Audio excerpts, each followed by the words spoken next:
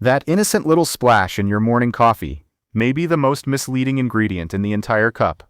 The bottle says cream. The picture shows milk swirling through dark coffee. The flavor promises vanilla, caramel, or hazelnut. But turn the container around, and you may discover something very different. In many cases, there is barely any cream involved at all. The creamy texture may come from oil. The sweetness may come from sugar, syrup, or intense sweeteners. The flavor may be created by a carefully engineered blend, instead of the ingredient pictured on the front. And the smooth consistency may depend on gums, emulsifiers, stabilizers, and acidity regulators.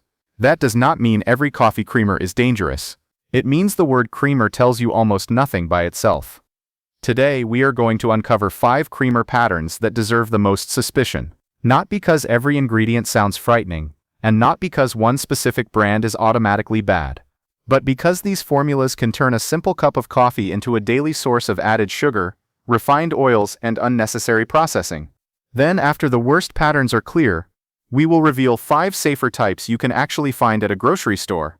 And there is one clue near the beginning of the ingredient list that can expose the basic formula in seconds.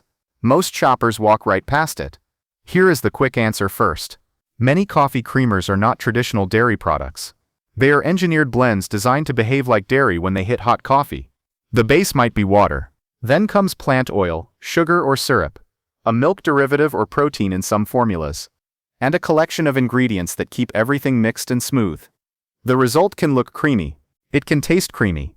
But creamy is a texture, not an ingredient. That is the small mystery solved. A creamer can imitate the experience of cream without containing much actual cream. Once you understand that, the label starts to look different. You are no longer asking only, does this taste like vanilla?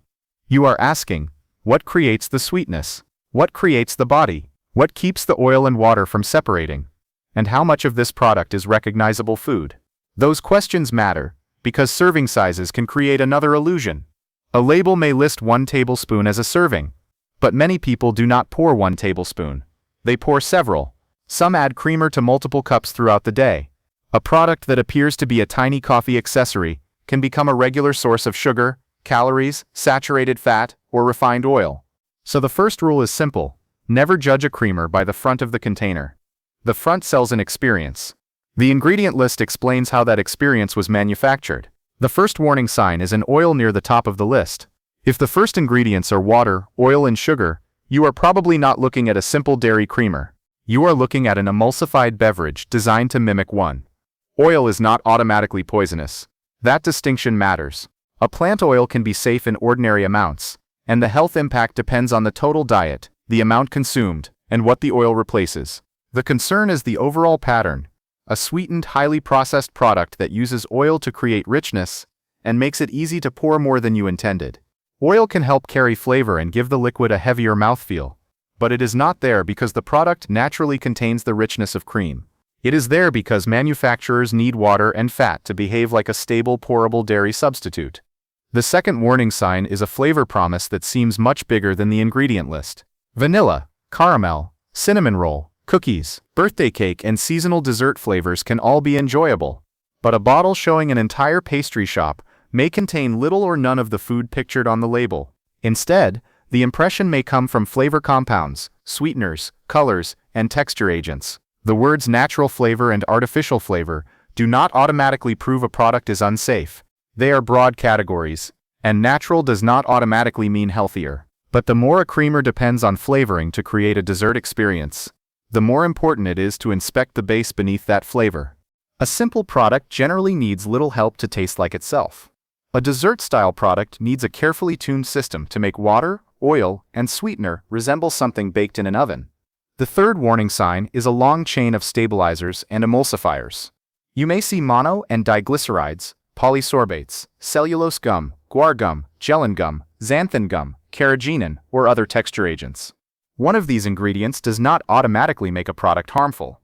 Each has a technical job. Emulsifiers help oil and water remain blended. Gums add thickness. Stabilizers prevent separation. Acidity regulators help the product behave properly in hot acidic coffee.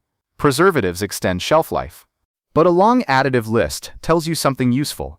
It tells you the product is being assembled to perform a job over time. It may need to survive shipping, refrigeration, temperature changes, and months of storage while still pouring smoothly. That is very different from a short list of milk and cream. The fourth warning sign is a phosphate or mineral salt, particularly in powdered or non-dairy formulas. These ingredients can help control acidity, improve mixing, and keep powders from clumping. Their presence does not prove that the product is toxic, but people with kidney disease or medical restrictions involving phosphorus may need to pay closer attention and discuss their diet with a qualified clinician. The fifth warning sign is the zero sugar halo. Zero sugar sounds like a free pass. It is not. A sugar-free creamer may use sucralose, asulfame potassium, stevia monk fruit, or another sweetening system. These ingredients are not identical, and people respond to them differently. But removing sugar changes only one part of the formula. The product may still contain oil, gums, emulsifiers, intense flavoring, and a thickening system. Zero sugar does not mean 0 calories. It does not mean minimally processed, and it does not guarantee that the product will help you reduce your overall preference for sweetness. Some people experience digestive discomfort from certain sweeteners. Others dislike the aftertaste and compensate by pouring more. The practical rule is to read the entire label instead of stopping at the large zero on the front. Now comes the question that makes the entire category easier to understand. Why would companies build creamer this way in the first place?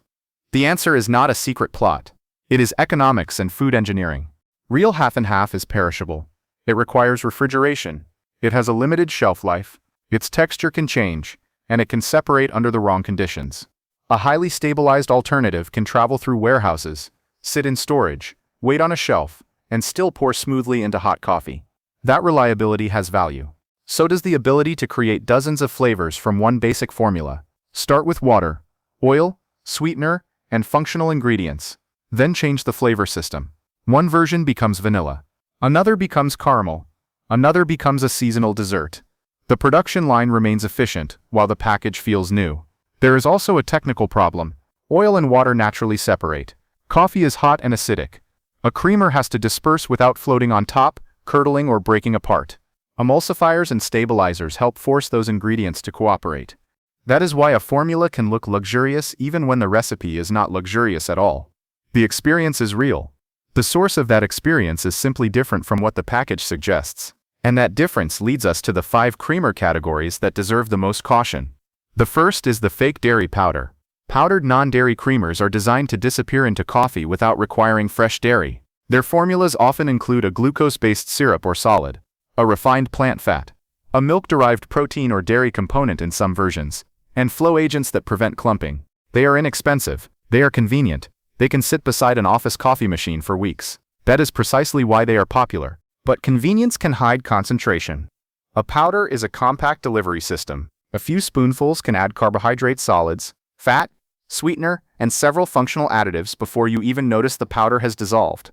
Because it looks like a harmless sprinkle, people often do not count it as part of the drink. The issue is not that every powdered creamer is forbidden. The issue is that many people treat it like a tiny dusting, when it functions more like a processed beverage mix. Read the first ingredients carefully. If the formula begins with glucose syrup solids, sugar, refined fat, or a similar combination, you already know the product's basic identity. It is not mostly cream that has simply been dried.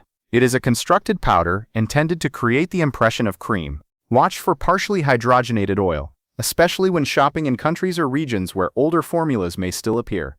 In the United States, partially hydrogenated oils were largely removed from the food supply after regulators determined that industrial trans fat posed a health risk, but labels and products can vary by country, and reformulations happen.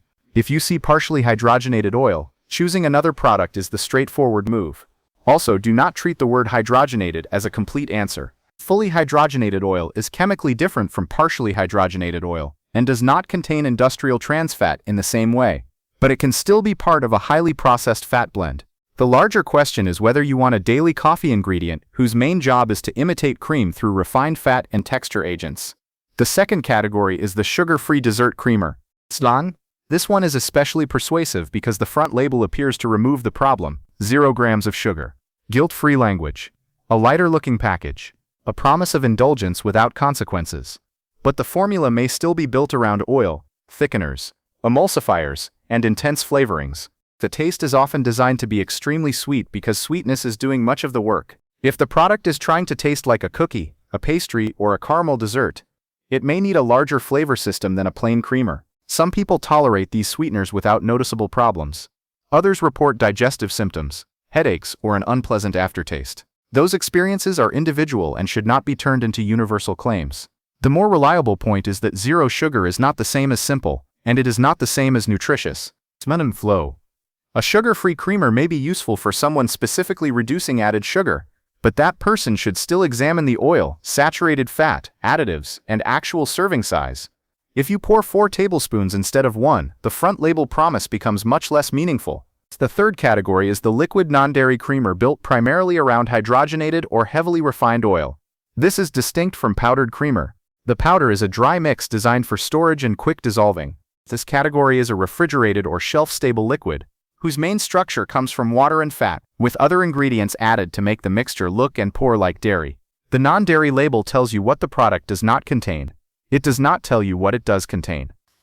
A non-dairy creamer can be genuinely based on oats, coconut, almonds, soy, or another recognizable plant ingredient. Or it can be mostly water and refined oil, with only a small amount of a plant ingredient included for flavor, marketing, or texture. So those are very different products, even if both sit in the plant-based section. Look at what appears first. If a refined oil appears before the named plant ingredient, the product may be closer to an oil-based imitation than a straightforward oat, coconut, or nut creamer. Again, the oil itself is not automatically dangerous. The concern is the combination of prominence, sweetness, additives, and frequency. The fourth category is the ultra-thickened barista-style blend. The word barista sounds like quality. Sometimes it simply means the product was formulated to foam, steam, and resist splitting in hot coffee. That can be useful for someone making lattes at home, but the thick mouthfeel may come from a combination of oils, gums, emulsifiers, acidity regulators, and mineral salts. So a barista blend with a short, understandable ingredient list can be a reasonable choice. A barista blend that reads like a technical manual deserves more caution. Thickness creates another behavioral trap. When a creamer feels rich, your brain may interpret a small pour as more satisfying. That can be helpful if it makes you use less. But the smoothness can also make the serving size disappear. You think you added a splash. You actually added several tablespoons of a dense, sweetened product. The word barista is not a health claim. It describes performance. So judge the formula, not the title. The fifth category is the heavily flavored dessert creamer that relies more on chemistry than ingredients. This is the bottle promising a pastry shop in your mug. It may contain little or no actual vanilla, cocoa, caramel, or spice. Instead, the memory of those foods is recreated through flavor compounds, sweeteners, colors, and texture agents. The problem is not that one flavor compound automatically makes the product unsafe. The problem is that the creamer may function more like a liquid dessert topping than a basic addition to coffee. Because it is poured into a drink rather than eaten from a bowl, people often fail to count it. That is the quiet trick. The calories and sweetness enter through the side door. Now we need to examine a few ingredients people argue about most, because this is where online advice often becomes dramatic and inaccurate. Take carrageenan.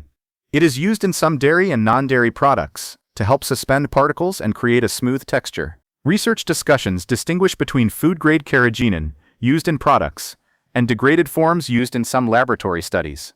That distinction matters. It is not responsible to claim that every product containing carrageenan is toxic. At the same time, if you prefer to minimize highly processed ingredients, or if a particular product seems to upset your digestion, choosing a shorter label alternative is reasonable. You do not have to prove that an ingredient is universally dangerous before deciding you do not want it in your everyday coffee. The same caution applies to artificial sweeteners. Approved sweeteners are evaluated within established safety standards, but that does not mean every person enjoys the taste, tolerates them equally, or benefits from consuming highly sweetened products every morning. The useful rule is not all artificial sweeteners are poison. It is do not let zero sugar stop you from reading the rest of the label. Now consider seed oils. This phrase has become a social media shortcut, but the reality is more complicated. Soybean, canola, and other plant oils are not inherently toxic. The health effect depends on the amount, the overall dietary pattern, and what those oils replace. In a coffee creamer, however, an oil may be paired with added sugar and multiple texture agents. So the useful question is not, is this oil evil? It is. Why is this sweetened, highly processed oil-based product my default source of creaminess? That question points to the real issue. Formulation and frequency. Someone using a teaspoon occasionally is in a different situation from someone pouring a quarter cup into coffee 3 times a day. Labels can be imperfect. Serving sizes can be unrealistic. Personal health conditions vary. If you have diabetes, kidney disease, a milk allergy, lactose intolerance, or a medically restricted diet, your choice may require more than a general shopping rule. For the average shopper, though, a simpler ingredient list is a powerful filter. Not a guarantee. A filter. A short list can still include sugar, saturated fat, or a high-calorie ingredient. Simple does not automatically mean healthy. It means the product is easier to understand and easier to portion. That is a meaningful advantage. Now comes the part we delayed. The 5 safer picks. These are not miracle products. They are not guaranteed to fit every diet. They are types that usually make it easier to see what you are drinking. The first safer pick is plain half and half. A simple label may contain milk and cream, sometimes with a small amount of a stabilizer. That is enough to create the texture most people want. It has no need for a dessert flavor system, a long list of sweeteners, or a collection of oils designed to imitate dairy. Plain half and half is not calorie-free. It contains dairy fat and naturally occurring lactose. If you are watching saturated fat or total calories, use less.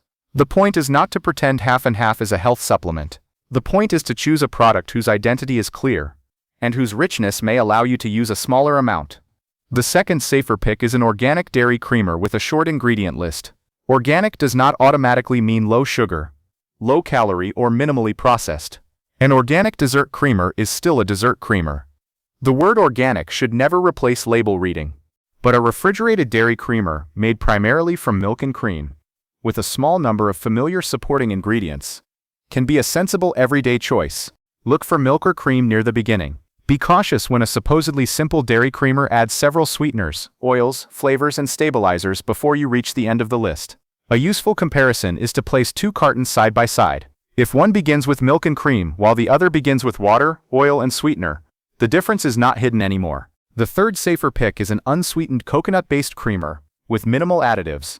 This can work well for people avoiding dairy, but coconut-based does not automatically mean clean or light. Some coconut creamers are mostly water, added oil, gums, and flavorings. Others use coconut milk or coconut cream as a meaningful ingredient, and keep the rest of the formula short. Choose unsweetened when possible. Look for coconut milk or coconut cream near the beginning. A small amount of gum or stabilizer may be present to prevent separation, and that alone should not disqualify the product. What you want to avoid is a label where the recognizable coconut ingredient is buried beneath a parade of oils, sweeteners, and flavor systems. Coconut products can be high in saturated fat, so portion size still matters. A simpler formula is preferable, but it is not a free pass to pour without limits. The fourth safer pick is an oat creamer with a clean label. Oat creamers can work well in coffee, because oat ingredients contribute body and mild sweetness. Some are formulated to foam and steam, others are intended for ordinary home coffee. The important distinction is not whether the container says oat. It is how much oat is actually in the formula and what else has been added. Look for an unsweetened or lightly sweetened version, with a short list such as water, oats, perhaps oil, salt, and a limited number of stabilizers or vitamins. The exact recipe will vary. A clean label does not mean 0 additives. It means the product does not need a dozen ingredients to explain its identity. One detail matters. Oat creamer is not automatically low in carbohydrates or sugar. Some versions contain added sugar and oil. If blood glucose, carbohydrates, or calories matter to you, compare the nutrition panel instead of relying on the plant-based label. The fifth safer pick is a homemade or single ingredient option. This can be as simple as regular milk, half and half, cream, unsweetened coconut milk, or another single ingredient that fits your diet. You can add cinnamon, unsweetened cocoa, or a small amount of vanilla yourself. That gives you control over sweetness and removes the need for a company to build an entire dessert profile into the bottle. Homemade does not automatically mean healthy. The advantage is that you can see the recipe. You decide how much sweetener goes in. You decide whether the coffee needs a flavor at all. A simple option may be milk with cinnamon. Another may be half and half with a few drops of vanilla. You can even blend unsweetened plant milk with a small amount of coconut milk for extra body. Keep it refrigerated and use normal food safety practices. No complicated recipe is required. Now here is the store floor test you can use in less than 10 seconds. First, ignore the front of the package. Ignore natural, plant-based, barista, zero sugar, keto-friendly, and indulgent. Those words describe positioning. They do not explain the formula. Second, read the first 3 ingredients. If you see water, refined oil, and a sweetener, you are looking at an imitation-style formula. That may be acceptable occasionally, but it is not the same as a simple dairy or plant-based creamer. Third, check added sugar, and compare the serving size with your actual pour. If the label uses 1 tablespoon, but you use 4, multiply the listed sugar and calories by 4. This one calculation catches a huge number of label reading mistakes. Fourth, scan the rest of the ingredient list. 1 or 2 functional ingredients may help a product stay mixed. A long chain of oils, flavor systems, gums, emulsifiers, stabilizers and sweeteners tells you the product has been heavily engineered. Fifth, ask whether the ingredients match the name. If it is called half and half, you want milk and cream. If it is called coconut creamer, you want a meaningful amount of coconut. If it is called oat creamer, oats should not feel like a decorative afterthought. Here is the memorable version. If the label reads like a recipe, consider it. If it reads like a manufacturing process, keep looking. But remember the important qualification. A short label is not automatically perfect. A product can contain 5 ingredients and still be heavily sweetened. A product can be organic and still be a dessert. A plant-based product can be built around refined oil and contain very little of the plant shown on the front. A dairy product can be simple but unsuitable for your allergy or medical needs. The label test is not a promise of perfect health. It is a way to reduce confusion and make a more informed choice. So what are the worst creamers? The answer is not one famous bottle. It is the formula that combines several problems at once. Refined oil as a major ingredient, intense sweetness, a dessert flavor profile, a long additive list, and a serving size that encourages people to underestimate how much they consume. That formula can appear as a powder. It can appear as a sugar-free liquid. It can appear in a plant-based carton. It can appear in a premium-looking bottle. The packaging changes. The strategy remains the same. Make it stable. Make it sweet. Make it thick. Make it taste like a treat. Then make the serving size look tiny. That is why naming 1 or 2 brands misses the larger lesson. Companies reformulate. Product lines vary by country. Different flavors within the same family can have completely different ingredient lists. A company may sell 1 simple product and 1 heavily processed product side by side. The label is more reliable than the logo, and the safer choice is usually not the most exciting one. It may be the plain carton with no dramatic flavor name. It may be a refrigerated product with milk and cream listed first. It may be unsweetened oat or coconut creamer with a few supporting ingredients. It may be the same milk already sitting in your refrigerator. That sounds less glamorous than a liquid cinnamon roll. It is also much easier to understand. There is nothing wrong with enjoying a sweet coffee occasionally. Food is not a moral test. The concern begins when a dessert-style creamer becomes invisible, automatic, and several servings large every morning. Before your next grocery trip, remember 3 questions. Is there actual cream, milk, oats, or coconut in this product?